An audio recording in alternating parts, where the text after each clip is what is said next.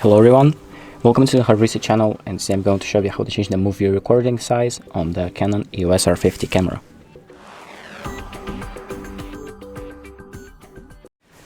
So the first thing that we're going to do is click on this menu button to open up settings, and we're going to use these 4 buttons to navigate through the options. So we're going to go to the camera section and subsection number 4, or excuse me, number 5, so the subsection number 5, and then we're going to select a movie rec size. So click on the set button to select it, and here you have different options that you can change. So the quality of the video will change, but also the size of the set video.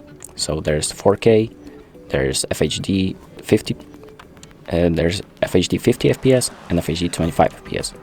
So depending on what option you pick, it's going to take up less size, like less space on the card, but it's also going to look a little worse. So once you selected the option that you want, you can just back out of the options, and the options that you've selected will be automatically saved. So that's about it. Thank you for watching.